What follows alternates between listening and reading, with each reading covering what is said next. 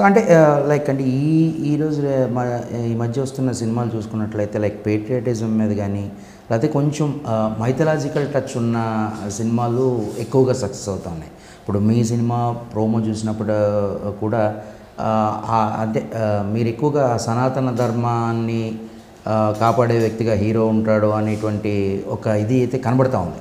So అంటే దానివల్ల మనం దీన్ని పాన్ ఇండియా లెవెల్కి తీసుకెళ్ళడం జరిగిందా, లేకపోతే మీరు ముందుగానే దీన్ని ఒక పాన్ ఇండియా లెవెల్ సినిమాగా చేద్దామని? లేదు, కథ విన్నప్పటి నుంచే కథకి ఆ స్కోప్ ఆ స్కేల్ ఉంది.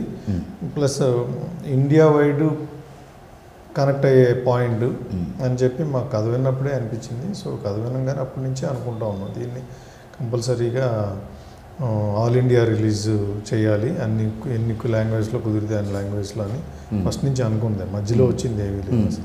మీరు ఈ మధ్య అటువైపు కూడా నార్త్ వైపు కూడా వెళ్ళి ప్రమోషన్స్లో వాటిలో పాల్గొన్నారు. అండ్ అక్కడ వాడు ఎప్పుడు గోపి ఐ మీన్ టీమ్ నేను అనేది మీరే యాక్చువల్గా మీరే ఎక్కువ వెళ్తూ ఉంటారు. బట్ టీమ్కి అక్కడ రెస్పాన్స్ ఎలా ఉండింది? బాగుండింది. మేము బాంబేలో సాంగ్ రిలీజ్ చేసాం కదా, చాలా బాగుండింది, మంచి రెస్పాన్స్. ఓకే, అంటే మేము అనుకోలే అంత రెస్పాన్స్ ఉంటుందని. చాలా ఫెల్ట్ వెరీ హ్యాపీ యాక్చువల్గా. అండ్ సోషల్ మీడియాలో కూడా వీడియోస్ బాగా వైరల్ బాలయ్య ఆయన స్పీచ్ మొత్తం ఆల్మోస్ట్ 45 minutes హిందీలో. ఎవరికి తెలియదు కదా అంత ఫ్లూయెంట్గా మాట్లాడతారు అనేది. సో అందరూ ఒక రకంగా చెప్పాలంటే మీడియా ఆశ్చర్యపోయింది, హిందీ ఎంత బాగా మాట్లాడుతున్నారు ఏంటి అని.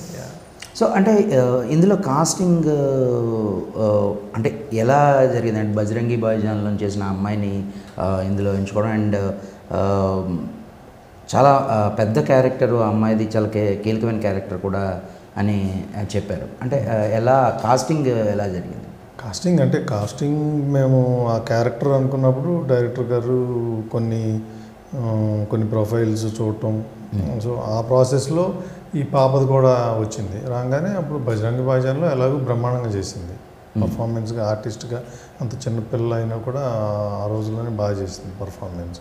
సో ఒకసారి బాగుంటుంది అంటే ఆల్రెడీ ప్రూవెన్నే కదా స్క్రీన్ స్టేజ్ ఫియర్ కానీ స్క్రీన్ ఇది కానీ. అంటే ఈ టైంకి మళ్ళీ ఎట్లా ఉంటుంది అనే ఒక చిన్న డౌట్ అనుకున్నప్పుడు ఓకే సరే కాస్టింగ్ వీటి నుంచి ఫొటోస్ ఇది చూపించగానే మనం అనుకునే ఏజ్కి కరెక్ట్గా ఉందని చెప్పేసి అట్లా పిలిపించి స్క్రీన్ టెస్ట్ కూడా చేసి అంత చేస్తే పర్ఫెక్ట్గా ఓకే. సో ఎలా అనిపిస్తుంది సార్? అంటే ఫింగర్స్ క్రాస్డా లేకపోతే ఫుల్ ఆన్ కాన్ఫిడెన్స్లో ఉన్నారా? ఫుల్ ఆన్ కాన్ఫిడెన్స్ అండి, అందులో డౌట్ లేదు.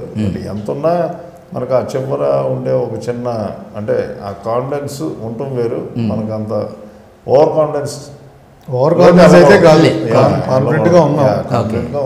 చిన్న టెన్షన్ మామూలుగా ఉంటుంది, లేకుండా చిన్న యాంగ్జైటీ ఉంటుంది. ప్లస్ అఖండ సీక్వెల్ అంటే దాని మీద నిజంగా ఎక్స్పెక్టేషన్స్ అయితే చాలా హైలో ఉంటాయి. సో దాని తగ్గట్టే గట్టిగా 200% రీచ్ అవుతాం అనే కాన్ఫిడెన్స్ ఉంది. బట్ ఎంత ఉన్నా కానీ ఆ చివరిలో దగ్గర పడుతున్న కొద్దీ ఇప్పుడు ఎగ్జామ్ దగ్గర పడుతున్న కానీ ఏంటి అని చెప్పేసి అనే ఒక ఇది ఉంటుంది కదా రిజల్ట్. సో ఆ చిన్న ఇదే తప్పితే వేరే ఇదే మనం ఏదో అనుకుంటాం ఇది బాగుంది, ఈ సాంగ్ బాగుంది, ఈ సీన్ బాగుంది, ఈ సీక్వెన్స్ బాగుంది అని. సో అవి అలాగే కనెక్ట్ అవుతుందా లేదా అనే దాని గురించి ఎక్కువ క్యూరియాసిటీ, వెయిటింగ్ అది.